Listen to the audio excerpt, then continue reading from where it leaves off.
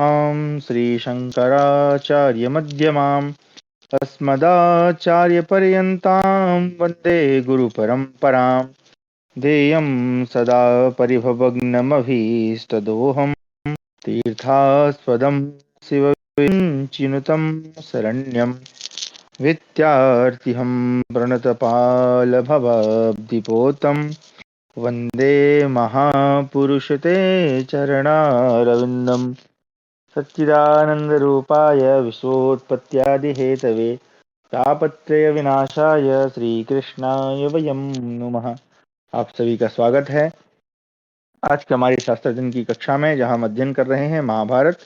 इसके पूर्व की कक्षा में हमने अध्ययन किया अभिमन्यु के वध के पश्चात अर्जुन प्रतिज्ञा करते हैं कि पांडवों को रोकने वाले जयद्रथ का वो वध करेंगे, और अगर वध नहीं कर पाते हैं सूर्यास्त से पूर्व तो स्वयं को नष्ट कर लेंगे। उसी उपक्रम को आगे बढ़ाते हुए वो अगले दिन का युद्ध आरंभ करते हैं, और जैसे ही अर्जुन युद्ध करते हैं तो कौरवों में जो द्रोणाचार्य इत्यादि हैं, दुर्योधन है, वो भी जयद्रथ को बचाने का पूर्ण प्रयास करते हैं, परंतु अर्जुन के सामने वो टिक नहीं पाते हैं। तो सबसे पहले दिन ही जो है उनको रोकने के लिए दुर्मर्शन, दुशासन इत्यादि आगे आते हैं, परंतु अर्जुन चूंकि अब उनके ऊपर उनके पुत्र का प्रतिशोध लेने का विचार है, उनको मतलब चाहते हैं कि भाई जिसने मेरे पुत्र को मारा उससे मैं मतलब बदला लूं, प्रतिशोध लूं, तो वो युद्ध आरंभ करते हैं और धीरे धीरे आगे बढ़ते जाते हैं।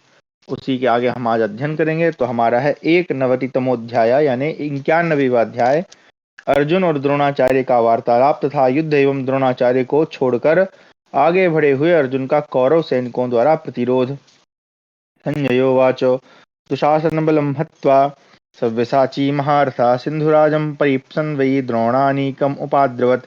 स तु द्रोणं समासाद्य व्यूहस्य प्रमुखे स्थितम् कृताञ्जलिः इदं वाक्यं कृष्णस्यानुमते ब्रवीत्। शिवेनध्याहि मां ब्रह्मन् स्वस्ति चैव वदस्व मे भवत्प्रसादाच्छामि प्रवेष्टुं दुर्भिदां चमूम्। संजय कहते हैं, राजन, दुशासन की सेना का संहार करके सव्यसाची महारथी अर्जुन ने सिंधुराज जयद्रथ को पाने की इच्छा रखकर द्रोणाचार्य की सेना पर धावा किया। व्यू के मुहाने पर खड़े हुए आचार्य द्रोण के पास पहुंचकर अर्जुन ने भगवान श्री कृष्ण की अनुमति ले हाथ जोड़कर इस प्रकार कहा, ब्रह्मन, आप मेरा कल्याण चिंतन कीजिए, मुझे स्वस्ति कहकर आशीर्वाद दीजिए। मैं आपकी कृपा से ही इस दुर्वेद्य सेना के भीतर प्रवेश करना चाहता हूँ। आप मेरे लिए पिता पांडु, भ्राता धर्मराज युधिष्ठिर तथा सखा श्री कृष्ण के समान है, यह मैं आपसे सच्ची बात कहता हूँ। तात निष्पाप द्विश्रेष्ठ, जैसे अश्वत्थामा आपके लिए रक्षणीय है, उसी प्रकार मैं भी सदैव आपसे संरक्षण पाने का अधिकारी हूँ। नरश्रेष्ठ, मैं आपके प्रसाद से इस युद्ध में सिंधुराज जयद्रथ को मारना चाहता हूँ। प्रभो, आप मेरी इस प्रतिज्ञा की रक्षा कीजिए। संजय कहते हैं, महाराज, अर्जुन के ऐसा कहने पर उस समय द्रोणाचार्य ने उन्हें हंसते हुए से उत्तर दिया, अर्जुन, मुझे पराजित किए बिना जयद्रथ को जीतना असंभव है। अर्जुन से इतना कहकर ही द्रोणाचार्य ने हंसते हंसते रथ, घोड़े, ध्वज तथा सारथी सहित उनके ऊपर तीखे बाण समूहों की वर्षा आरंभ कर दी। तब अर्जुन ने अपने बाणों द्वारा द्रोणाचार्य के बाण समूहों का निवारण करके बड़े बड़े भयंकर बाणों द्वारा उन पर आक्रमण किया। प्रजानाथ, उन्होंने द्रोणाचार्य का समादर करते हुए क्षत्रिय धर्म का आश्रय ले पुनः 9 बाणों द्वारा उनके चरणों में आघात किया। द्रोणाचार्य ने अपने बाणों द्वारा अर्जुन के उन बाणों को काटकर प्रज्वलित विष एवं अग्नि के समान तेजस्वी बाणों से श्री कृष्ण और अर्जुन दोनों को घायल कर दिया। तब पांडुनंदन अर्जुन ने अपने बाणों द्वारा द्रोणाचार्य के धनुष को काट देने की इच्छा की। महामना अर्जुन अभी इस प्रकार विचार कर ही रहे थे कि पराक्रमी द्रोणाचार्य ने बिना किसी घबराहट के अपने बाणों द्वारा शीघ्र ही उनके धनुष की प्रत्यंचा काट डाली और अर्जुन के घोड़ों, ध्वज और सारथी को भी बींध डाला। इतना ही नहीं, वीर द्रोणाचार्य ने मुस्कुराकर अर्जुन को अपने बाणों की वर्षा से आच्छादित कर दिया। इसी बीच में संपूर्ण अस्त्रवेत्ताओं में श्रेष्ठ कुंती कुमार अर्जुन ने अपने विशाल धनुष पर प्रत्यंचा चढ़ा दी और आचार्य से बढ़कर पराक्रम दिखाने की इच्छा से तुरंत 600 बाण छोड़े। उन बाणों को उन्होंने इस प्रकार हाथ में ले लिया मानो एक ही बाण हो। तत्पश्चात 700 और फिर 1000 ऐसे बाण छोड़े जो किसी प्रकार प्रतिहत होने वाले नहीं थे। तदनंतर अर्जुन ने 10-10 हजार बाणों द्वारा प्रहार किया। उन सभी बाणों ने द्रोणाचार्य की उस सेना का संहार कर डाला। विचित्र रीति से युद्ध करने वाले अस्त्रवेत्ता महाबली अर्जुन के द्वारा भली भांति चलाए हुए उन बाणों से घायल हो बहुत से मनुष्य, घोड़े और हाथी प्राण शून्य होकर पृथ्वी पर गिर पड़े। अर्जुन के बाणों से पीड़ित हुए बहुतेरे रथी सारथी अश्वध्वज अस्त्र शस्त्र प्राणों से भी वंचित हो सहसा श्रेष्ठ रथों से नीचे जा गिरे। वज्र के आघात से चूर चूर हुए पर्वतों, वायु के द्वारा संचालित एवं भयंकर बादलों तथा आग में जले हुए ग्रहों के समान रूप वाले बहुत से हाथी धराशायी हो गए। अर्जुन के बाणों से मारे गए सहस्त्रों घोड़े रणभूमि में उसी प्रकार पड़े थे जैसे वर्षा के जल से आहत हुए बहुत से हंस हिमालय की तलहटी में पड़े हों। प्रलय काल के सूर्य की किरणों के समान अर्जुन के तेजस्वी बाणों द्वारा मारे गए रथ, घोड़े, हाथी और पैदलों के समूह सूर्य किरणों द्वारा सोखे गए अद्भुत जल प्रवाह के समान जान पड़ते थे। जैसे बादल सूर्य की किरणों को छिपा देता है, उसी प्रकार द्रोणाचार्य रूपी मेघ ने अपनी वर्ण वर्षा के वेग से अर्जुन रूपी सूर्य के इस बाण रूपी किरण समूह को आच्छादित कर दिया, जो युद्ध में मुख्य मुख्य कौरव वीरों को संतप्त कर रहा था। तत्पश्चात शत्रुओं के प्राण लेने वाले एक नाराज का प्रहार करके द्रोणाचार्य ने अर्जुन की छाती में गहरी चोट पहुंचाई। उस आघात से अर्जुन का सारा शरीर विह्वल हो गया, मानो भूकंप होने पर पर्वत हिल उठा हो। तथापि अर्जुन ने धैर्य धारण करके पंखयुक्त बाणों द्वारा द्रोणाचार्य को घायल कर दिया। फिर द्रोण ने भी 5 बाणों से भगवान श्री कृष्ण को, 73 बाणों से अर्जुन को और 3 बाणों द्वारा उनके ध्वज को भी चोट पहुंचाई। राजन, पराक्रमी द्रोणाचार्य ने अपने शिष्य अर्जुन से अधिक पराक्रम प्रकट करने की इच्छा रखकर पलक मारते मारते अपने बाणों की वर्षा द्वारा अर्जुन को अदृश्य कर दिया। हमने देखा द्रोणाचार्य के बाण परस्पर सटे हुए गिरते थे, उनका अद्भुत धनुष सदा मंडलाकार ही दिखाई देता था। राजन, उस सम्रांगण में द्रोणाचार्य के छोड़े हुए कंकपत्र विभूषित बहुत से बाण श्री कृष्ण और अर्जुन पर पड़ने लगे। उस समय द्रोणाचार्य और अर्जुन का वैसा युद्ध देखकर परम बुद्धिमान वसुदेव नंदन श्री कृष्ण ने मन ही मन कर्तव्य का निश्चय कर लिया। तत्पश्चात श्री कृष्ण अर्जुन से इस प्रकार बोले, अर्जुन अर्जुन महाबाहो, हमारा अधिक समय यहाँ बीत न जाए, इसलिए द्रोणाचार्य को छोड़कर आगे चले, यही इस समय सबसे महान कार्य है। तब अर्जुन ने भी सच्चिदानंद स्वरूप के सबसे कहा, प्रभो आपकी जैसी रुचि हो वैसा कीजिए। तत्पश्चात अर्जुन महाबाहु द्रोणाचार्य की परिक्रमा करके लौट पड़े और बाणों की वर्षा करते हुए आगे चले गए। यह देख द्रोणाचार्य ने स्वयं कहा, पांडुनंदन, तुम इस प्रकार कहाँ चले जा रहे हो? तुम तो रण क्षेत्र में शत्रु को पराजित भी किए बिना कभी लौटते नहीं थे।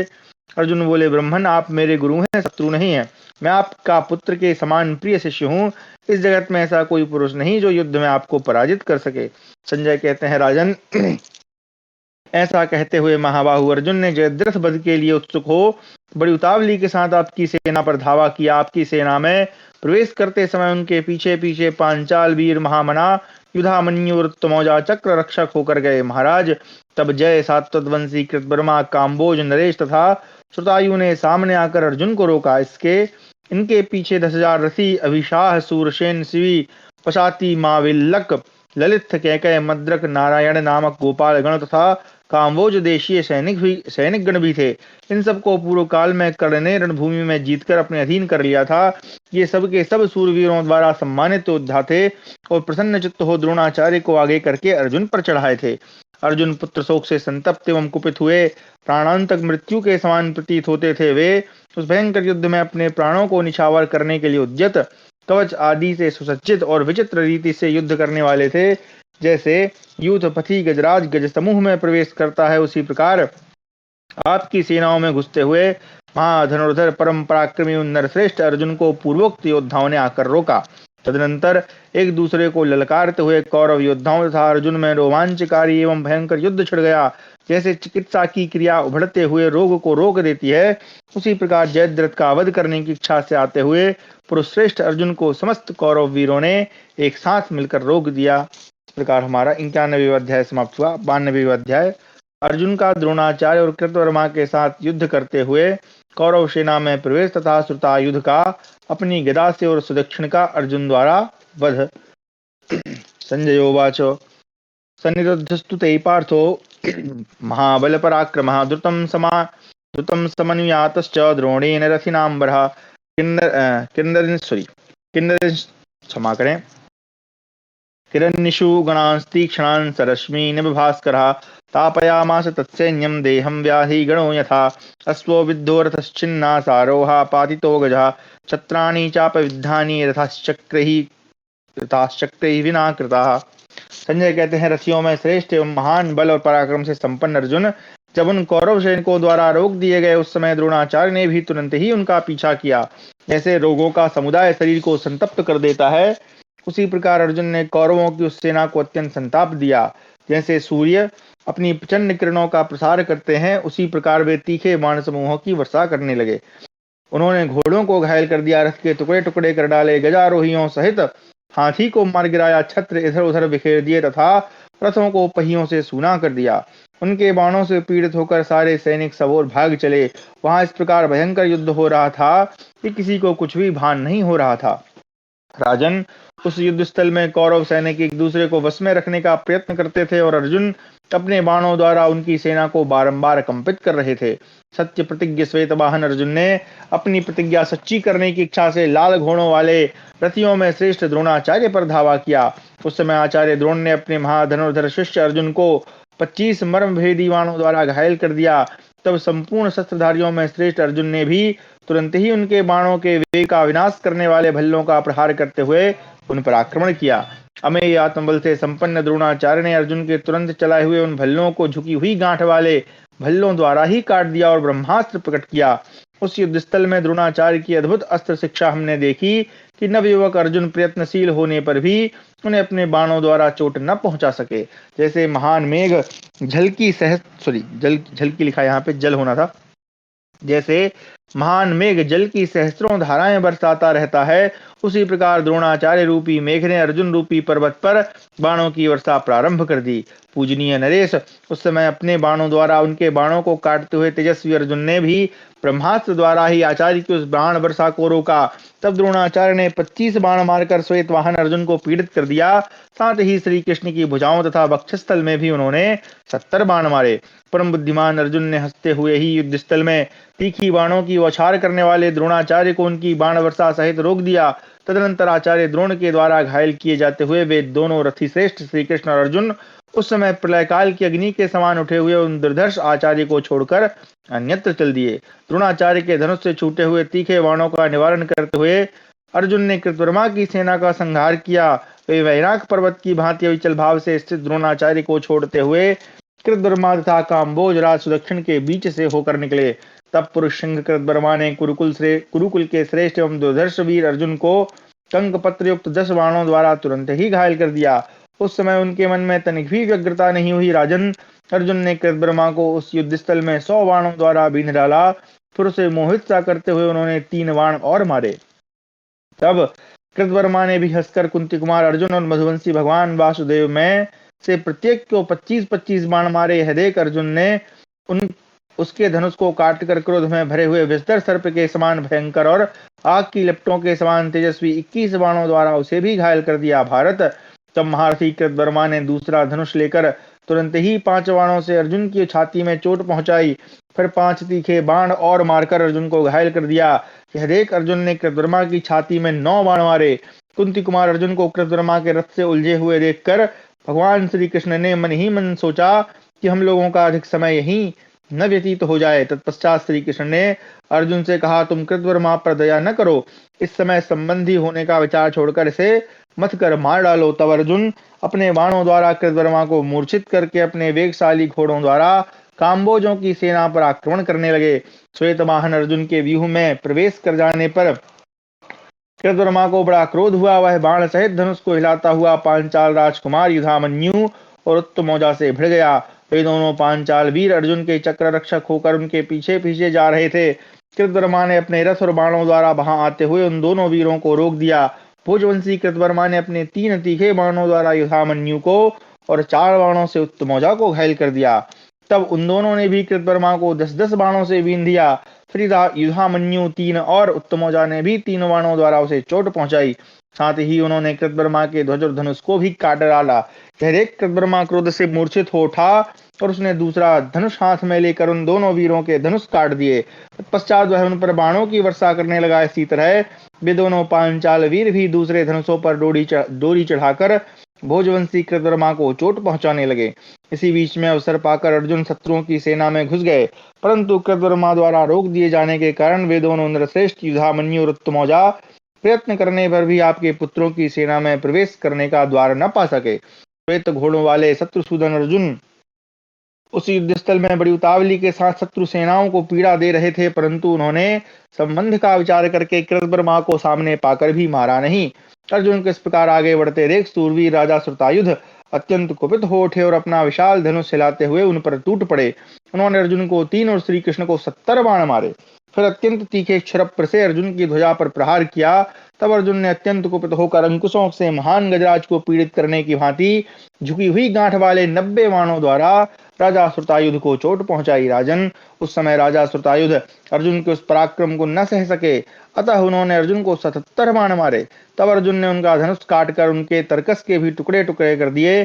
फिर कुपित हो झुकी हुई गांठ वाले 7 बाणों द्वारा उनकी छाती में प्रहार किया। फिर तो राजा श्रुतायुध ने क्रोध से अचेत होकर दूसरा धनुष हाथ में ले लिया तो इंद्र कुमार अर्जुन की भुजाओं तथा वक्षस्थल में 9 बाण मारे। भारत, यह देख शत्रुदमन अर्जुन ने मुस्कुराते हुए ही श्रुतायुध को कई हजार बाण मारकर पीड़ित कर दिया। साथ ही उन महारथी एवं महाबली वीर ने उनके घोड़ों और सारथी को भी शीघ्रता पूर्वक मार डाला और 70 नाराजों से श्रुतायुध को भी घायल कर दिया। घोड़ों के मारे जाने पर पराक्रमी राजा श्रुतायुध उस रथ को छोड़कर हाथ में गदा ले सम्रांगण में अर्जुन पर टूट पड़े। वीर राजा श्रुतायुध वरुण के पुत्र थे। सीत सलीला महानदी पर्णासा उनकी माता थी। राजन, उनकी माता पर्णासा अपने पुत्र के लिए वरुण से बोली, प्रभो, यह मेरा पुत्र संसार में शत्रुओं के लिए अवध्य हो। तब वरुण ने प्रसन्न होकर कहा, मैं इसके लिए हितकारक वर के रूप में यह दिव्य अस्त्र प्रदान करता हूं, जिसके द्वारा तुम्हारा यह पुत्र अवध्य होगा। सरिताओं में श्रेष्ठ पर्णा से मनुष्य किसी भी प्रकार अमर नहीं हो सकता। जिन लोगों ने यहाँ जन्म लिया है उनकी मृत्यु अवश्यंभावी है। तुम्हारा यह पुत्र इस अस्त्र के प्रभाव से रण क्षेत्र में शत्रुओं के लिए सदा ही दुर्धर्ष होगा, अतः तुम्हारी मानसिक चिंता निवृत्त हो जानी चाहिए। ऐसा कहकर वरुणदेव ने श्रुतायुध को मंत्रोपदेश पूर्वक वह गदा प्रदान की, जिसे पाकर वे संपूर्ण जगत में दुर्जय वीर माने जाते थे। गदा देकर भगवान वरुण ने उनसे पुनः कहा, वत्स, जो युद्ध न कर रहा हो उस पर इस गदा का प्रहार न करना, अन्यथा यह तुम्हारे ऊपर ही आकर गिरेगी। शक्तिशाली पुत्र, यह गदा प्रतिकूल आचरण करने वाले प्रयोक्ता पुरुष को भी मार सकती है, परंतु काल आ जाने पर श्रुतायुध ने वरुण के उक्त आदेश का पालन नहीं किया। उन्होंने इस वीरघातनी गदा के द्वारा भगवान श्री कृष्ण को चोट पहुंचाई। पराक्रमी श्री कृष्ण ने अपने हृष्ट पुष्ट कंधे पर उस गदा का आघात सह लिया, परंतु जैसे वायु विंध्य पर्वत को नहीं हिला सकती, उसी प्रकार वह गदा श्री कृष्ण को कंपित न कर सकी। जैसे दोषयुक्त आभिचारिक क्रिया से उत्पन्न हुई कृत्या उसका प्रयोग करने वाले यजमान का ही नाश कर देती है, उसी प्रकार उस गदा ने लौटकर वहां खड़े हुए अमरशील वीर श्रुतायुध को मार डाला। वीर श्रुतायुध का वध करके वह गदा धरती पर जा गिरी। लौटी हुई उस गदा को और उसके द्वारा मारे गए वीर श्रुतायुध को देखकर वहां आपकी सेनाओं में हाहाकार मच गया। नरेश्वर, शत्रुदमन श्रुतायुध को अपने ही अस्त्र से मारा गया देख यह बात ध्यान में आई कि श्रुतायुध ने युद्ध न करने वाले श्री कृष्ण पर गदा चलाई है, इसलिए उस गदा ने उन्हीं का वध किया है। वरुण देव ने जैसा कहा था, युद्ध भूमि में श्रुतायुध की उसी प्रकार मृत्यु हुई। वे संपूर्ण धनुर्धरों के देखते देखते प्राण शून्य होकर पृथ्वी पर गिर पड़े। गिरते समय पर्णासा के प्रिय पुत्र श्रुतायुध आंधी के उखाड़े हुए अनेक शाखाओं वाले वृक्ष के समान प्रतीत हो रहे थे। शत्रुसूदन श्रुतायुध को इस प्रकार मारा गया देख सारे सैनिक और संपूर्ण सेनापति वहां से भाग खड़े हुए।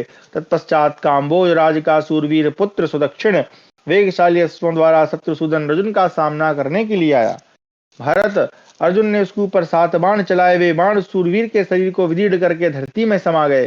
गांडीव धनुष द्वारा छोड़े हुए तीखे बाणों से अत्यंत घायल होने पर सुदक्षिण ने उस रण क्षेत्र में कंक की पांख वाले 10 बाणों द्वारा अर्जुन को क्षत विक्षत कर दिया। वसुदेव नंदन श्री कृष्ण को 3 बाणों से घायल करके उसने अर्जुन पर पुनः 5 बाणों का प्रहार किया। आर्य, तब अर्जुन ने उसका धनुष काटकर उसकी ध्वजा के टुकड़े टुकड़े कर दिए।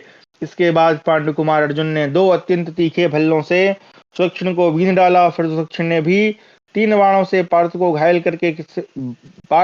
करके सिंह के समान दहाड़ने लगा। सूरवीर सुदक्षिण ने कुपित होकर पूर्णतः लोहे की बनी हुई घंटायुक्त भयंकर शक्ति गांडीवधारी अर्जुन पर चलाई। वह बड़ी भारी उल्का के समान प्रज्वलित होती और चिंगारियां बिखेरती हुई महारथी अर्जुन के पास जा उनके शरीर को विदीर्ण करके पृथ्वी पर गिर पड़ी। उस शक्ति के द्वारा गहरी चोट खाकर अर्जुन मूर्छित हो गए। फिर धीरे धीरे सचेत हो अपने मुख के दोनों कोनों को जीभ से चाटते हुए अचिंत्य पराक्रमी पार्थ ने कंक के पांख वाले 14 नाराजों द्वारा घोड़े, ध्वज, धनुष और सारथी सहित सुदक्षिण को घायल कर दिया। वाह, इसने अर्जुन को भी मतलब बताओ मूर्छित कर दिया भाई। फिर दूसरे बहुत से बाणों द्वारा उसके रथ को टूक टूक कर दिया और काम्बोज राज सुदक्षिण के संकल्प एवं पराक्रम को व्यर्थ करके पांडुपुत्र अर्जुन ने मोटी धार वाले बाण से उसकी छाती छेद डाली। इससे उसका कवच फट गया, सारे अंग शिथिल हो गए, मुकुट और बाजू बंद गिर गए तथा सूरवीर सुदक्षिण मशीन से फेंके गए ध्वज के समान मुंह के बल गिर पड़ा। जैसे सर्दी बीतने के बाद पर्वत के शिखर पर उत्पन्न हुआ सुंदर शाखाओं से युक्त सुप्रतिष्ठित एवं शोभा संपन्न कनेर का वृक्ष वायु के वेग से टूटकर गिर जाता है, उसी प्रकार काम्बोज देश के मुलायम बिछौनों पर शयन करने योग्य सुदक्षिण वहां मारा जाकर पृथ्वी पर सो रहा था। बहुमूल्य आभूषणों से विभूषित एवं शिखर युक्त पर्वत के समान नेत्रों वाले काम्बोज राजकुमार सुदक्षिण को अर्जुन ने एक ही बाण से मार गिराया था। अपने मस्तक पर अग्नि के समान दमकते हुए स्वर्णमय हार को धारण किए महाबाहु सुदक्षिण यद्यपि प्राण शून्य करके पृथ्वी पर गिराया गया था, तथापि उस अवस्था में भी उसकी बड़ी शोभा हो रही थी। तदनंतर श्रुतायु तथा काम्बोज राज सुदक्षिण को मारा गया देख आपके पुत्र की सारी सेनाएं वहां से भागने लगी। इस प्रकार हमारा 92वां अध्याय समाप्त हुआ। 93वां अध्याय अर्जुन द्वारा श्रुतायु, अच्युतायु, नितायु, दीर्घायु, म्लेच्छ सैनिक और अम्बष्ठ आदि का वध। संजयोवाच हते सुदक्षिणे राजन् वीरे चैव श्रुतायुधे जवेनाभ्यद्रवन् पार्थं कुपिता सैनिकास्तवा अविशाः शूरसेना सभयोऽथ वशातया अभ्यवर्षंस्ततो राजन् सरवर्षै धनञ्जयम् तेषां षष्टिशतानन्यान् प्रामथनात् पांडवाः शरे तेस्म भीता पलायन्ते व्याघ्रात् क्षुद्रमृगा इव। संजय कहते हैं, राजन काम्बोज राज सुदक्षिण और वीर सुतायुध के मारे जाने पर आपके सारे सैनिक कुपित हो बड़े बेग से अर्जुन पर टूट पड़े। महाराज वहां अभिशाह सूरसेन स्वी और वशाती देशीय सैनिक गण अर्जुन पर बाणों की वर्षा करने लगे।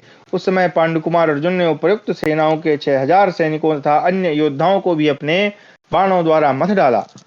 जैसे छोटे छोटे मृग बाघ से डरकर भागते हैं, उसी प्रकार वे अर्जुन से भयभीत हो वहां से पलायन करने लगे। उस समय अर्जुन रण क्षेत्र में शत्रुओं पर विजय पाने की इच्छा से उनका संहार कर रहे थे। यह देख उन भागे हुए सैनिकों ने पुनः लौटकर पार्थ को चारों ओर से घेर लिया। उन आक्रमण करने वाले योद्धाओं के मस्तकों और भुजाओं को अर्जुन ने गांडीव धनुष द्वारा छोड़े हुए बाणों से तुरंत ही काट लिया। वहां गिराए हुए मस्तकों से वह रणभूमि ठसाठस भर गई और उस युद्ध स्थल में कौओं तथा गीधों की सेना के आ जाने से वहां मेघ की छाया सी प्रतीत होती थी। इस प्रकार जब उन समस्त सैनिकों का संहार होने लगा, तब श्रुतायु तथा अच्युतायु ये दो वीर क्रोध अमरस में भरकर अर्जुन के साथ युद्ध करने लगे। वे दोनों बलवान अर्जुन से स्पर्धा रखने वाले वीर उत्तम कुल में उत्पन्न और अपनी भुजाओं से शोभित होने वाले थे। उन दोनों ने अर्जुन पर दाएं बाएं से बाण बरसाना आरंभ किया। महाराज, वे दोनों वीर महान इसकी अभिलाषा रखते हुए आपके पुत्र के लिए अर्जुन के वध की इच्छा रखकर हाथ में धनुष लेकर बड़ी उतावली के साथ बाण चला रहे थे। जैसे दो मेघ किसी तालाब को भरते हों, उसी प्रकार क्रोध में भरे हुए उन दोनों वीरों ने झुकी हुई गांठ वाले सहस्त्रों बाणों द्वारा अर्जुन को आच्छादित कर दिया। फिर रथियों में श्रेष्ठ सुतायु ने कुपित होकर पानीदार तीखी धार वाले तोमर से अर्जुन पर आघात किया। उस बलवान शत्रु के द्वारा अत्यंत घायल किए हुए शत्रुसूदन अर्जुन रण क्षेत्र में श्री कृष्ण को मोहित करते हुए स्वयं भी अत्यंत मूर्छित हो गए। इसी समय एक मिनट सोति विद्यो बलवता शत्रुना शत्रुकर्षणा जगाम परमम मोहम मोहयन के स्वमरण। तो ये थोड़ा सा मूर्छित होगा, ये नहीं है कि हाँ, ये है कि थोड़े परेशान हो गए। इसी समय महारथी अच्युतायु ने अत्यंत तीखे शूल के द्वारा पांडुकुमार अर्जुन पर प्रहार किया। उसने इस प्रहार द्वारा महामना अर्जुन के घाव पर नमक छिड़क दिया। अर्जुन भी अत्यंत घायल होकर ध्वजदंड के सहारे टिक गए। प्रजानाथ उस समय अर्जुन को मरा हुआ मानकर आपके सैनिक जोर जोर से सिंहनाद करने लगे। अर्जुन को अचेत हुआ देख भगवान श्री कृष्ण अत्यंत संतप्त हो उठे और मन को प्रिय लगने वाले वचनों द्वारा वहां उन्हें आश्वासन देने लगे। तदनंतर रथियों में श्रेष्ठ श्रुतायु अच्युतायु ने अपना लक्ष्य सामने पाकर अर्जुन तथा विष्णुवंशी श्री कृष्ण पर चारों ओर से बाण वर्षा करके चक्र कुबर रथ अश्वध्वज और पताका सहित उन्हें उस रण क्षेत्र में दृश्य कर दिया। वह अद्भुत सी बात हो गई। भारत, फिर अर्जुन धीरे धीरे सचेत हुए मानो यमराज के नगर में पहुंचकर पुनः वहां से लौटे हों। उस समय भगवान श्री कृष्ण सहित अपने रथ को बाण समूह से आच्छादित और सामने खड़े हुए दोनों शत्रुओं को अग्नि के समान दैदीप्यमान देखकर अर्जुन ने इंद्रास्त्र प्रकट किया। उससे झुकी हुई गांठ वाले सहस्त्रों बाण प्रकट होने लगे। उन बाणों ने उन दोनों महाधनुर्धरों को तथा उनके छोड़े हुए सहायकों को भी छिन्न भिन्न कर दिया। अर्जुन के बाणों से टुकड़े टुकड़े होकर उन शत्रुओं के बाण आकाश में विचरने लगे। अपने बाणों के वेग से शत्रुओं के बाणों को नष्ट करके अर्जुन ने जहां तहां अन्य महारथियों से युद्ध करने के लिए प्रस्थान किया। अर्जुन के उस बाण समूह से श्रुतायु और अच्युतायु के मस्तक कट गए, भुजाएं छिन्न भिन्न हो गई। वे दोनों आंधी के उखाड़े हुए वृक्षों के समान धराशायी हो गए। श्रुतायु और अच्युतायु का वह वध समुद्र शोषण के समान सब लोगों को आश्चर्य में डालने वाला था। उन दोनों के पीछे आने वाले 50 रथियों को मारकर अर्जुन ने श्रेष्ठ श्रेष्ठ श्रेष्ठ श्रेष्ठ वीरों को चुन चुन कर मारते हुए पुनः कौरव सेना में प्रवेश किया। भरत श्रुतायु तथा अच्युतायु को मारा गया देख दोनों के पुत्र नरश्रेष्ठ नियतायु नियतायु और दीर्घायु पिता के वध से दुखी हो अत्यंत क्रोध में भरकर नाना प्रकार के बाणों की वर्षा करते हुए कुंती कुमार अर्जुन का सामना करने के लिए आए।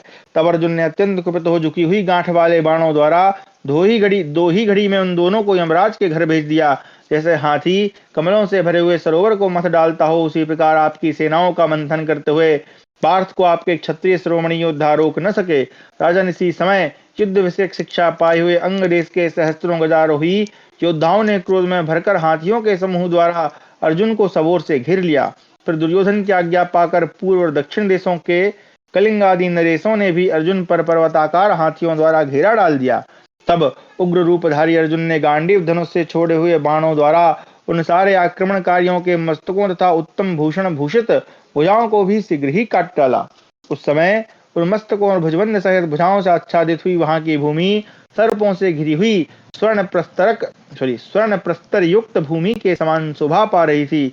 बाणों से छिन्न भिन्न हुई भुजाएं और कटे हुए मस्तक इस प्रकार गिरते दिखाई दे रहे थे मानो वृक्षों से पक्षी गिर रहे हों। सहस्त्रों बाणों से बिनकर खून की धारा बहाते हुए हाथी वर्षा काल में गेरू मिश्रित जल के झरने बहाने वाले पर्वतों के समान दिखाई देते थे। अर्जुन के तीखे बाणों से मारे जाकर दूसरे दूसरे म्लेच्छ सैनिक हाथी की पीठ पर ही लेट गए थे। उनकी नाना प्रकार की आकृति बड़ी विकृत दिखाई देती थी। राजन, नाना प्रकार के वेश धारण करने वाले तथा अनेक प्रकार के अस्त्र शस्त्रों से संपन्न योद्धा अर्जुन के विचित्र बाणों से मारे जाकर अद्भुत शोभा पा रहे थे। उनके सारे अंग खून से लथपथ हो रहे थे। सवारों और अनुचरों सहित सहस्त्रों हाथी अर्जुन के बाणों से आहत हो मुंह से रक्त बहन करते थे। उनके संपूर्ण अंग छिन्न भिन्न हो रहे थे। बहुत से हाथी चिघाड़ रहे थे, बहुतेरे धराशायी हो गए थे। दूसरे कितने ही हाथी संपूर्ण दिशाओं में चक्कर काट रहे थे और बहुत से गज अत्यंत भयभीत हो भागते हुए अपने ही पक्ष के योद्धाओं को कुचल रहे थे। तीक्ष्ण विष वाले सर्पों के समान भयंकर वे सभी हाथी गुप्तास्त्रधारी सैनिकों से युक्त थे, जो आसुरी माया को जानते हैं, जिनकी आकृति अत्यंत भयानक है तथा जो भयानक नेत्रों से युक्त तथा जो कौओं के समान काले, दुराचारी, स्त्री लंपट और कलह प्रिय होते हैं। वे यवन, पारद, शक और वाल्मीकि भी वहां युद्ध के लिए उपस्थित हुए। मत वाले हाथियों के समान पराक्रमी द्राविड़ तथा नंदिनी गाय से उत्पन्न हुए काल के समान प्रहार कुशल मिलेच्छ भी वहां युद्ध कर रहे थे। दारवाती सार, दर्द और पुंड्र आदि हजारों लाखों संस्कार शून्य मिलेच्छ वहां उपस्थित थे, जिनकी गणना नहीं की जा सकती थी। नाना प्रकार के युद्धों में कुशल वे सभी मिलेच्छगण पांडुपुत्र अर्जुन पर तीखे बाणों की वर्षा करके उन्हें आच्छादित करने लगे। तब अर्जुन ने उनके ऊपर भी तुरंत ही बाणों की वर्षा प्रारंभ की। उनकी वह बाण वृष्टि टिड्डी दलों की सी सृष्टि प्रतीत होती थी। बाणों द्वारा उस विशाल सेना पर बादलों की छाया सी करके अर्जुन ने अपने अस्त्र के तेज से मुंडित, अर्धमुंडित, जटाधारी, अपवित्र तथा दाढ़ी भरे मुख वाले उन समस्त मिलेच्छों का जो वहां एकत्र हुए थे संहार कर डाला। उस समय पर्वतों पर विचरने और पर्वतीय कंदराओं में निवास करने वाले सैकड़ों म्लेच्छ संघ अर्जुन के बाणों से विद्ध एवं भयभीत हो रणभूमि से भागने लगे। अर्जुन के तीखे बाणों से मरकर पृथ्वी पर गिरे हुए उन हाथी सवार और घुड़सवार मिलेच्छों का रक्त कौए, बगुले और भेड़िए बड़ी प्रसन्नता के साथ पी रहे थे। उस समय अर्जुन ने वहां रक्त की एक भयंकर नदी बहा दी, जो प्रलयकाली नदी के समान डरावनी प्रतीत होती थी। उसमें पैदल मनुष्य, घोड़े, रथ और हाथियों को बिछाकर मानो पुल तैयार किया गया था।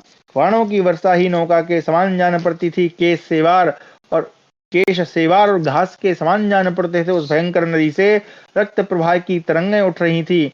कटी हुई उंगलियां छोटी छोटी मछलियों के समान जान पड़ती थी। हाथी, घोड़े और रथों की सवारी करने वाले राजकुमारों के शरीरों से बहने वाले रक्त से लबालब भरी हुई उस नदी को अर्जुन ने स्वयं प्रकट किया था। उसमें हाथियों की लाशें व्याप्त हो रही थी। जैसे इंद्र के वर्षा करते समय ऊंचे नीचे स्थल का भान नहीं होता, उसी प्रकार वहां की सारी पृथ्वी रक्त की धारा में डूबकर समतल सी जान पड़ती थी। क्षत्रिय शिरोमणि अर्जुन ने वहां 6,000 घुड़सवारों तथा 1,000 श्रेष्ठ सूरवीर क्षत्रियों को मृत्यु के लोक में भेज दिया। विधि पूर्वक सुसज्जित किए हुए हाथी सहस्त्रों बाणों से विनकर वज्र के मारे हुए पर्वतों के समान धराशायी हो रहे थे। जैसे मद की धारा बहाने वाला मतवाला हाथी नरकुल के जंगलों को रौंद कर चलता है, उसी प्रकार अर्जुन घोड़े रथ और हाथियों सहित संपूर्ण शत्रुओं का संहार करते हुए रणभूमि में विचर रहे थे। जैसे वायु प्रेरित अग्नि सूखे ईंधन तृण और लताओं से युक्त तथा बहुसंख्यक वृक्षों और लता गुल्मों से भरे हुए जंगल को जलाकर भस्म कर देती है, उसी प्रकार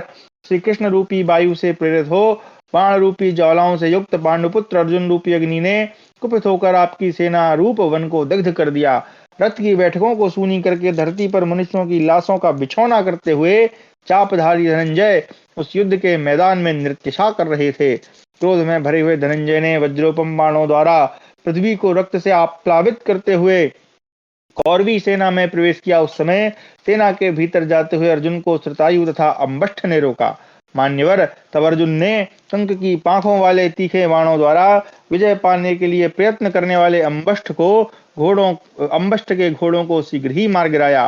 फिर दूसरे बाणों से उसके धनुष को भी काटकर पार्थ ने विशेष बल विक्रम का परिचय दिया। तब अम्बष्ठ की आंखें क्रोध से व्याप्त हो गईं। उसने गदा लेकर नक्षत्र में श्री कृष्ण और अर्जुन पर धावा किया। भारत तदनंतर वीर अम्बष्ठ ने प्रहार करने के लिए उद्यत हो गदा उठाए आगे बढ़कर अर्जुन के रथ को रोक दिया और भगवान श्री कृष्ण पर गदा से आघात किया। शत्रुवीरों का संहार करने वाले अर्जुन भगवान श्री कृष्ण को गदा से आहत हुआ देख अम्बष्ठ के प्रति अत्यंत कुपित हो उठे। फिर तो जैसे बादल उदित हुए सूर्य को ढक लेता है, उसी प्रकार अर्जुन ने सम्रांगण में सोने के पंख वाले बाणों द्वारा गदा सहित रथियों में श्रेष्ठ अम्बष्ठ को आच्छादित कर दिया। तत्पश्चात दूसरे बहुत से बाण मारकर अर्जुन ने महामना अम्बष्ठ की उस गदा को उसी समय चूर चूर कर दिया। वह अद्भुत सी घटना हुई। उस गदा को गिरी हुई देख अम्बष्ठ ने दूसरी विशाल गदा ले ली और श्री कृष्ण तथा अर्जुन पर बारंबार प्रहार किया। तब अर्जुन ने उसकी गदा सहित इंद्रध्वज के समान उठी हुई दोनों भुजाओं को दो छुरप्परों से काट डाला और पंखयुक्त दूसरे बाण से उसके मस्तक को भी काट गिराया। राजन, यंत्र द्वारा बंधन मुक्त होकर गिरे हुए इंद्रध्वज के समान वह मरकर पृथ्वी पर धमाके की आवाज करता हुआ गिर पड़ा। उस समय रथियों की सेना में घुसकर सैकड़ों हाथियों और घोड़ों से घिरे हुए कुंती कुमार अर्जुन बादलों में छिपे हुए सूर्य के समान दिखाई देते थे। इस प्रकार हमारा 93वां अध्याय समाप्त हुआ। 94वां अध्याय। दुर्योधन का उपालंभ सुनकर द्रोणाचार्य का उसके शरीर में दिव्य कवच बांधकर उसी को अर्जुन के साथ युद्ध के लिए भेजना। अच्छा। संजय उवाच ततः प्रविष्टे कौन्तेये सिन्धुराज जिघांसया द्रोणानीकं विनिर्विद्य भोजानीकं च दुस्तरं काम्बोजस्य च दायादे हते राजन् सुदक्षिणे सुतायुधे च विक्रान्ते निहते सव्यसाचिना विप्रद्रुतेष्वनीकेषु विध्वस्तेषु समन्वितः प्रभग्नं सबलं दृष्ट्वा पुत्रस्ते द्रोणमभ्ययात्। संजय कहते हैं, राजन, तदनंतर जब कुंती कुमार अर्जुन सिंधुराज जयद्रथ का वध करने की इच्छा से द्रोणाचार्य उत्कट ब्रह्मा का दुस्तर सेना व्यूह भेदन करके आपकी सेना में प्रविष्ट हो गए और सव्यसाची अर्जुन के हाथ से जब काम्बोजराज सुदक्षिण तथा पराक्रमी सुतायुध मार दिए गए, जब सारी सेनाएं नष्ट भ्रष्ट होकर चारों ओर भाग खड़ी हुई, उस समय अपनी संपूर्ण सेना में भगदड़ मची देख आपका पुत्र दुर्योधन बड़ी उतावली के साथ एकमात्र रथ के द्वारा द्रोणाचार्य के पास गया और उनसे मिलकर इस प्रकार बोला। गुरुदेव, पुरुष सिंह अर्जुन हमारी इस विशाल सेना को मथकर व्यूह के भीतर चला गया। अब आप अपनी बुद्धि से यह विचार कीजिए कि इसके बाद अर्जुन के विनाश के लिए क्या करना चाहिए। इस भयंकर नरसंहार में जिस प्रकार भी पुरुषंग जयद्रथ न मारे जाएं, ऐसा उपाय कीजिए, आपका कल्याण हो। हमारा सबसे बड़ा सहारा आप ही हैं। जैसे सहसा उठा हुआ दावानल सूखे घास फूस अथवा जंगल को जलाकर भस्म कर देता है, उसी प्रकार यह धनंजय रूपी अग्नि कोप रूपी प्रचंड वायु से प्रेरित हो मेरे सैन्य रूपी सूखे वन को दग्ध किए देती है। शत्रुओं को संताप देने वाले आचार्य, जब से कुंती कुमार अर्जुन आपकी सेना का व्यूह भेद कर आपको भी लांघकर आगे चले गए हैं, तब से जयद्रथ की रक्षा करने वाले योद्धा महान संशय में पड़ गए हैं। ब्रह्मवेत्ताओं में श्रेष्ठ गुरुदेव, हमारे पक्ष के नरेशों को यह दृढ़ विश्वास था कि अर्जुन द्रोणाचार्य के जीते जी उन्हें लांघकर सेना के भीतर नहीं घुस सकेगा, परंतु महातेजस्वी वीर, आपके देखते देखते वह कुंती कुमार अर्जुन आपको लांघकर जो व्यूह में घुस गया है, इससे मैं अपनी सारी सेना को व्याकुल और विनष्ट हुई सी मानता हूँ। अब मेरी इस सेना का अस्तित्व नहीं रहेगा। ब्रह्मन महाभाग, मैं यह जानता हूँ कि आप पांडवों के हित में तत्पर रहने वाले हैं, इसलिए अपने कार्य की गुरुता का विचार करके मोहित हो रहा हूँ। विप्रवर, मैं यथाशक्ति आपके लिए उत्तम जीविका वृत्ति की व्यवस्था करता रहता हूँ और अपनी शक्ति भर आपको प्रसन्न रखने की चेष्टा करता हूँ, परंतु इन सब बातों को आप याद नहीं रखते हैं। अमित पराक्रमी आचार्य, हम आपके चरणों में सदा भक्ति रखते हैं, तो भी आप हमें नहीं चाहते हैं, और जो सदा हम लोगों का प्रिय करने में तत्पर रहते हैं, उन पांडवों को आप निरंतर प्रसन्न रखते हैं। हमसे ही अपनी जीविका सॉरी हमसे ही आपकी जीविका चलती है, तो भी आप हमारा ही अप्रिय करने में संलग्न रहते हैं। मैं नहीं जानता था कि आप शहद में डुबोए हुए छुरे के समान हैं। यदि आप मुझे अर्जुन को रोके रखने का वर न देते, तो मैं अपने घर को जाते हुए सिंधुराज जयद्रथ को कभी मना नहीं करता। मुझ मूर्ख ने आपसे संरक्षण पाने का भरोसा करके जयद्रथ को समझा बुझाकर यहीं रोक लिया, और इस प्रकार मोहवश मैंने उन्हें मृत्यु के हाथ में सौंप दिया। मनुष्य यमराज की दाढ़ों में पड़कर भले ही बच जाए, परंतु अर्जुन के बस में पड़े हुए जयद्रथ के प्राण नहीं बच सकते। लाल घोड़ों वाले आचार्य, आप कोई ऐसा प्रयत्न कीजिए जिससे सिंधुराज जयद्रथ मृत्यु से छुटकारा पा सके। मैंने आर्त होने के कारण जो प्रलाप किए हैं, उनके लिए क्रोध न कीजिएगा। जैसे भी हो, सिंधुराज की रक्षा कीजिए। द्रोणाचार्य ने कहा, राजन, तुमने जो बात कही है उसके लिए मैं बुरा नहीं मानता, क्योंकि तुम मेरे लिए अश्वत्थामा के समान हो, परंतु जो सच्ची बात है वह तुम्हें बता रहा हूं, उसे ध्यान देकर सुनो। श्री कृष्ण अर्जुन के श्रेष्ठ सारथी हैं, उनके उत्तम घोड़े भी तेज चलने वाले हैं, इसलिए थोड़ा सा भी अवकाश बनाकर अर्जुन तत्काल सेना में घुस जाते हैं। क्या तुम देखते नहीं हो कि मेरे चलाए हुए बाण समूह शीघ्रगामी अर्जुन के रथ के एक कोस पीछे पड़े हैं? मैं बूढ़ा हो गया हूँ, अतः मैं शीघ्रता पूर्वक रथ चलाने में समर्थ हूँ। इधर मेरी सेना के सामने यह कुंती कुमारों की भारी सेना उपस्थित है। महाबाहो, मैंने क्षत्रियों के बीच में प्रतिज्ञा की है कि समस्त धनुर्धरों के देखते देखते युधिष्ठिर को बंदी बना लूंगा। नरेश्वर, इस समय युधिष्ठिर अर्जुन से रहित होकर मेरे सामने खड़े हैं। ऐसी अवस्था में मैं व्यूह का द्वार छोड़कर अर्जुन के साथ युद्ध करने के लिए नहीं जाऊंगा। तुम्हारे शत्रु अर्जुन भी तो तुम्हारे जैसे ही कुल और पराक्रम से युक्त हैं। इस समय वे अकेले हैं और तुम सहायकों से संपन्न हो। ये राज्य से च्युत हो गए हैं और तुम इस संपूर्ण जगत के स्वामी हो, अतः डरो मत, जाकर अर्जुन से युद्ध करो। तुम राजा, सूरवीर, विद्वान और युद्ध कुशल हो। वीर, तुमने ही पांडवों के साथ बैर बांधा है, अतः जहाँ कुंती कुमार अर्जुन गए हैं, वहां उनसे युद्ध करने के लिए स्वयं ही शीघ्रता पूर्वक जाओ। दुर्योधन बोला, आचार्य, आप संपूर्ण सत्यधारियों में श्रेष्ठ हैं। जो आपको भी लांघकर आगे बढ़ गया है, वह अर्जुन मेरे द्वारा कैसे रोका जा सकता है? युद्ध में वज्रधारी इंद्र को भी जीता जा सकता है, परंतु सम्रांगण में शत्रुओं की राजधानी पर विजय पाने वाले अर्जुन को जीतना असंभव है।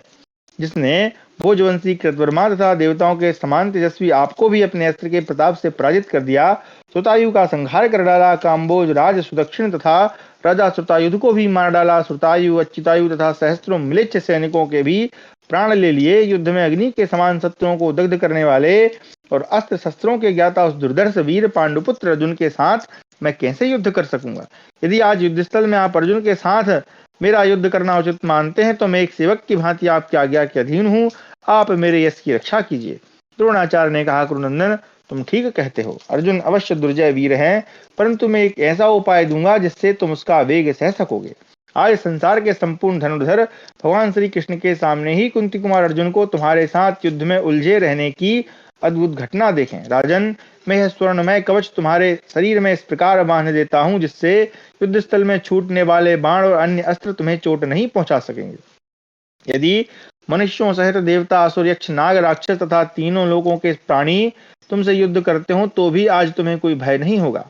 इस कवच के रहते हुए श्री कृष्ण अर्जुन तथा दूसरे कोई शस्त्रधारी योद्धा भी तुम्हें बाणों द्वारा चोट पहुंचाने में समर्थ न हो सकेंगे।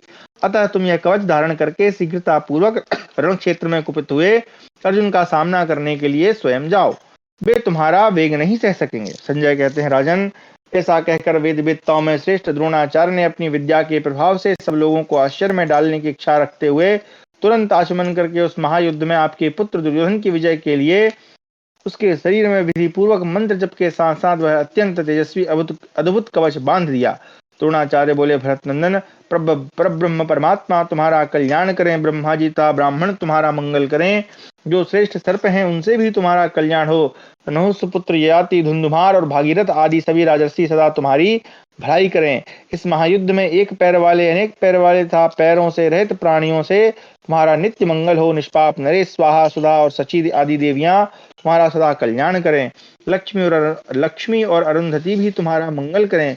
नरेश्वर, असित, देवल, विश्वामित्र, अंगिरा, वशिष्ठ तथा कश्यप तुम्हारा भला करें। धाता, विधाता, लोकनाथ, ब्रह्मा, दिशाएं, दिक्पाल तथा सदानंद कार्तिकेय भी आज तुम्हें कल्याण प्रदान करें। भगवान सूर्य सब प्रकार से तुम्हारा मंगल करें। चारों दिग्गज पृथ्वी, आकाश और ग्रह तुम्हारा भला करें।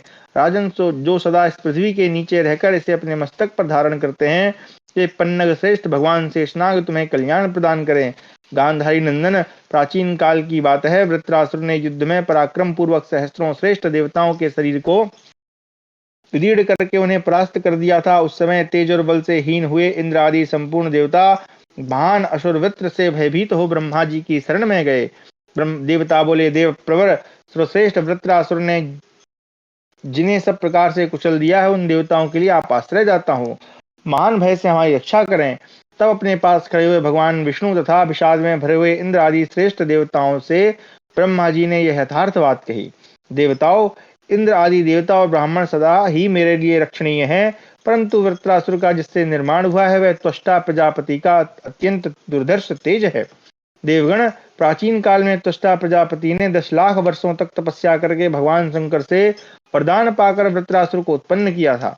वह बलवान शत्रु भगवान शंकर के ही प्रसाद से निश्चय ही तुम सब लोगों को मार सकता है, अतः भगवान शंकर के निवास स्थान पर गए बिना उनका दर्शन नहीं हो सकता। उनका दर्शन पाकर तुम लोग वृत्रासुर को जीत सकोगे। अतः शीघ्र ही मंदराचल को चलो, जहाँ तपस्या की उत्पत्ति स्थान दक्ष यज्ञ विनाशक तथा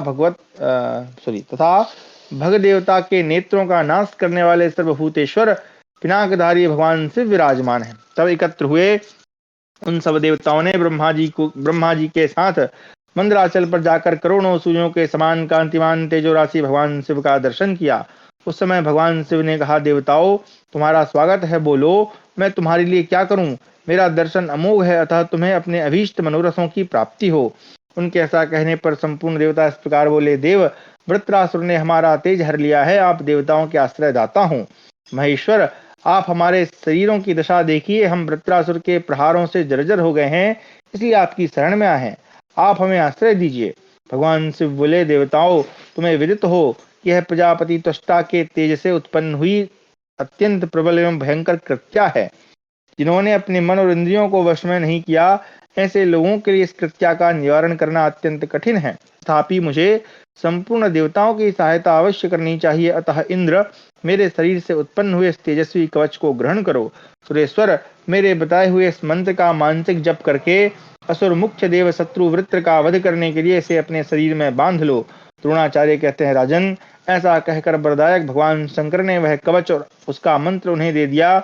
उस कवच से सुरक्षित हो इंद्र वृत्रासुर की सेना का सामना करने के लिए गए। उस महान युद्ध में नाना प्रकार के अस्त्र शस्त्रों के समुदाय उनके ऊपर चलाए गए, परंतु उनके द्वारा इंद्र के उस कवच बंधन की संधि भी नहीं काटी जा सकी। संधि मतलब जहां से वो जोड़ा गया था। तदनंतर देवराज इंद्र ने स्वयं ही सम्रांगण में वृत्रासुर को मार डाला। इसके बाद उन्होंने वह कवच तथा उसे बांधने की मंत्रयुक्त विधि अंगिरा को दे दी। अंगिरा ने अपने मंत्रज्ञ पुत्र बृहस्पति को इसका उपदेश दिया और बृहस्पति ने परम बुद्धिमान आग्निवेश्य को यह विद्या प्रदान की। आग्निवेश्य ने मुझे इसका उपदेश किया था। नृश्रेष्ठ, उसी मंत्र से आज तुम्हारे शरीर की रक्षा के लिए मैं यह कवच बांध रहा हूँ। संजय कहते हैं, महाराज, वहां आपके तेजस्वी पुत्र से यह प्रसंग सुनाकर आचार्य श्रोमणी द्रोण ने पुनः धीरे से यह बात कही। भारत, जैसे पूर्व काल में रण क्षेत्र में भगवान ब्रह्मा ने श्री विष्णु के शरीर में कवच बांधा था, उसी प्रकार मैं भी ब्रह्म सूत्र से तुम्हारे इस कवच को बांधता हूँ। तारकामय संग्राम में ब्रह्मा जी ने इंद्र के शरीर में जिस प्रकार दिव्य कवच बांधा था, उसी प्रकार मैं भी तुम्हारे शरीर में बांध रहा हूँ। इस प्रकार मंत्र के द्वारा राजा दुर्योधन के शरीर में विधि पूर्वक कवच बांधकर विप्रवर द्रोणाचार्य ने उसे महान युद्ध के लिए भेजा।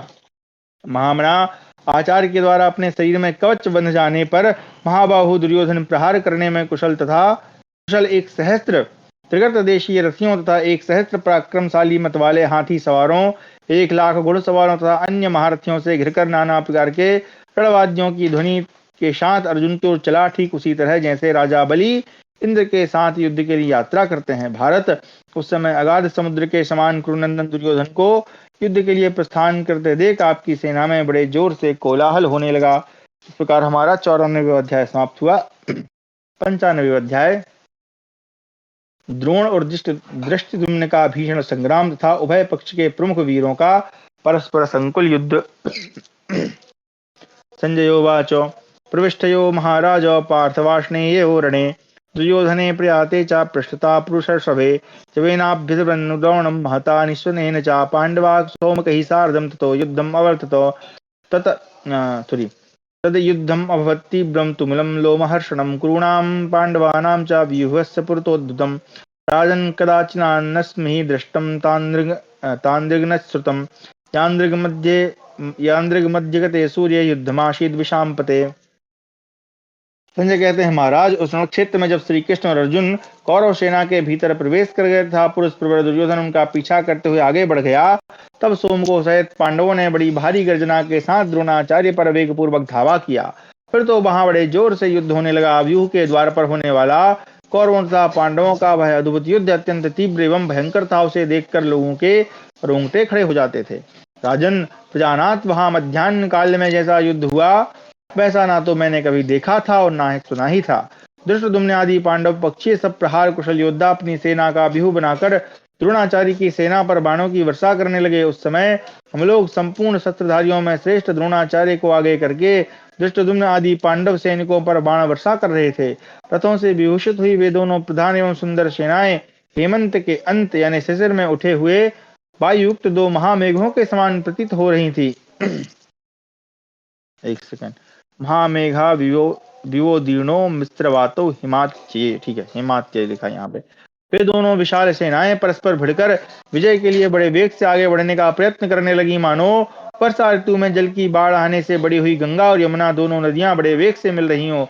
उस समय महान सैन्य दल से संयुक्त एवं हाथी, घोड़े और रथों से भरा हुआ वह संग्राम महान मेघ के समान जान पड़ता था। नाना प्रकार के शस्त्र पूर्ववात यानी पुरवैया के तुल्य, जो पुरवैया हवा चलती हो, के तुल्य चल रहे थे।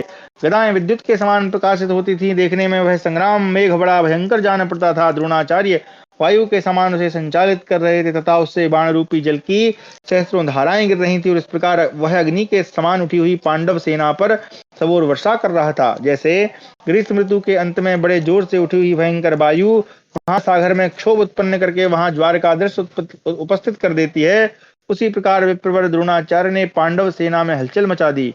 पांडव योद्धाओं ने भी सारी शक्ति लगाकर द्रोण पर ही धावा किया था, मानो पानी के प्रखर प्रवाह किसी महान पुल को तोड़ डालना चाहते हों। जैसे सामने खड़ा हुआ पर्वत आती हुई जलराशि को रोक देता है, उसी प्रकार सम्रांगण में द्रोणाचार्य ने कुपित हुए पांडवों, पांचालों तथा कैकयों को रोक दिया था। इसी प्रकार दूसरे महाबली सूरवीर नरेश भी उस युद्ध स्थल में सब ओर से लौटकर पांचालों का ही प्रतिरोध करने लगे। तदनंतर रण क्षेत्र में पांडव सहित नरश्रेष्ठ धृष्टद्युम्न ने शत्रु सेना के व्यूह का भेदन करने की इच्छा से द्रोणाचार्य पर बारंबार प्रहार किया। आचार्य द्रोण धृष्टद्युम्न पर जैसे बाणों की वर्षा करते थे, धृष्टद्युम्न भी द्रोण पर वैसे ही बाण बरसाते थे। उस समय धृष्टद्युम्न एक महामेघ के समान जान पड़ते थे। उनकी तलवार पुरवैया हवा के समान चल रही थी। वे शक्ति, प्राश एवं वृष्टि आदि अस्त्र शस्त्रों से संपन्न थे। उनकी प्रत्यंचा विद्युत के समान प्रकाशित होती थी। धनुष की टंकार मेघ गर्जना के समान जान पड़ती थी। उस समय धृष्टद्युम्न रूपी मेघ ने श्रेष्ठ रथी और घुड़सवारों के समूह रूपी खेती को नष्ट करने के लिए संपूर्ण दिशाओं में बाण रूपी जल की धारा और अस्त्र शस्त्र रूपी पत्थर बरसाते हुए शत्रु सेना को आप्लावित कर दिया। द्रोणाचार्य बाणों द्वारा पांडवों की जिस जिस रथ सेना पर आक्रमण करते थे, धृष्टद्युम्न तत्काल बाणों की वर्षा करके उस ओर से उन्हें लौटा देते थे। भारत युद्ध में इस प्रकार विजय के लिए प्रयत्नशील हुए द्रोणाचार्य की सेना धृष्टद्युम्न के पास पहुंचकर 3 भागों में बढ़ गई। पांडव योद्धाओं की मार खाकर कुछ सैनिक कृतवर्मा के पास चले गए, दूसरे जलसंध के पास भाग गए और शेष सभी योद्धा द्रोणाचार्य का ही अनुसरण करने लगे। रथियों में श्रेष्ठ द्रोण बारंबार अपनी सेनाओं को संगठित करते और महारथी धृष्टद्युम्न उनकी सब सेनाओं को छिन्न भिन्न कर देते थे। जैसे वन में बिना रक्षक के पशुओं को बहुत से हिंसक जंतु मार डालते हैं, उसी प्रकार पांडव और संजय आपके सैनिकों का वध कर रहे थे। उस भयंकर संग्राम में सब लोग ऐसा मानने लगे कि काल ही धृष्टद्युम्न के द्वारा कौरव योद्धाओं को मोहित करके उन्हें अपना ग्रास बना रहा है। जैसे दुष्ट राजा का राज्य दुर्भिक्ष भांति भांति की बीमारी और चोर डाकुओं के उपद्रव के कारण उजाड़ हो जाता है, उसी प्रकार पांडव सैनिकों द्वारा विपत्ति में पड़ी हुई आपकी सेना इधर उधर खदेड़ी जा रही थी। योद्धाओं के अस्त्र शस्त्रों और कवचों पर सूर्य की किरणें पड़ने से वहां आंखें चौंधिया जाती थीं और सेना से इतनी धूल उठती थी कि सेना से इतनी धूल उठती थी कि सबके नेत्र बंद हो जाते थे। जब पांडवों के द्वारा मारी जाती हुई कौरव सेना 3 भागों में बढ़ गई, तब द्रोणाचार्य ने अत्यंत कुपित होकर अपने बाणों द्वारा पांचालों का विनाश आरंभ किया। पांचालों की उस सेनाओं को रोनते और बाणों द्वारा उनका संहार करते हुए द्रोणाचार्य का स्वरूप प्रलय काल की प्रज्वलित अग्नि के समान जान पड़ता था। प्रजानाथ महारथी द्रोण ने उस युद्ध स्थल में शत्रु सेना के प्रत्येक रथ, हाथी, अश्व और पैदल सैनिकों को एक एक बाण से घायल कर दिया। भारत प्रभो, उस समय पांडवों की सेना में कोई ऐसा वीर नहीं था जो रण क्षेत्र में द्रोणाचार्य के धनुष से छूटे हुए बाणों को धैर्य पूर्वक सह सका हो। सूर्य के द्वारा अपनी किरणों से पकाई जाती हुई सी धृष्टद्युम्न की सेना द्रोणाचार्य के बाणों से संतप्त हो जहां तहां चक्कर काटने लगी। इसी प्रकार धृष्टद्युम्न के द्वारा खदेड़ी जाती हुई आपकी सेना भी सब ओर से आग लग जाने के कारण प्रज्वलित हुए सूखे वन की भांति दग्ध हो रही थी।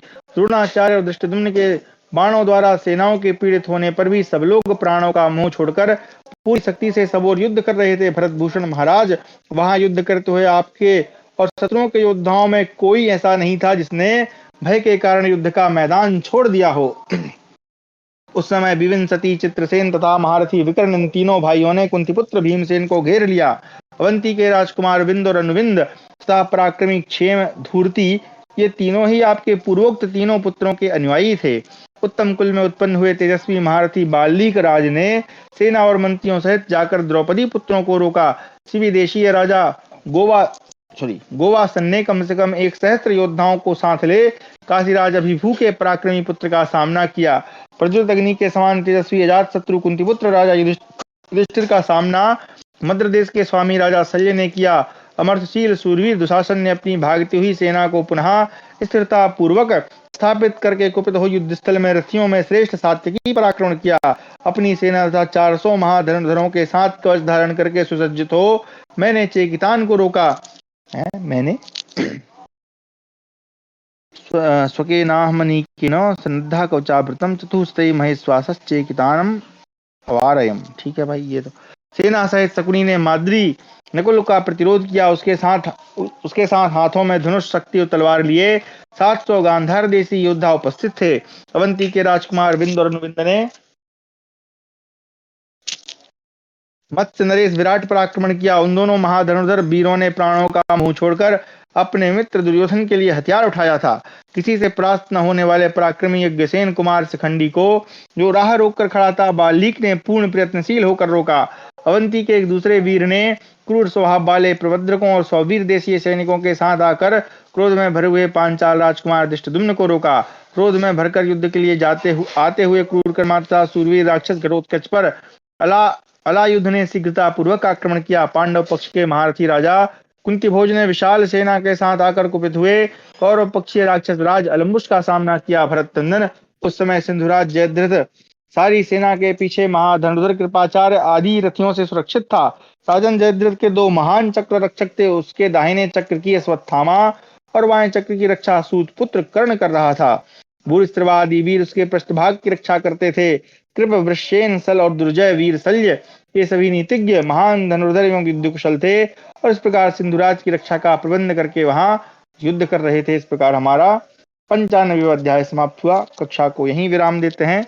कल फिर हम आगे पढ़ेंगे दोनों पक्षों के प्रधान वीरों का द्वंद्व युद्ध। तो एक बार फिर से वो द्वंद्व युद्ध बताएंगे, कौन किससे लड़ रहा है। आज की कक्षा में हमने अध्ययन किया कि अर्जुन जो है अपनी विजय यात्रा को आगे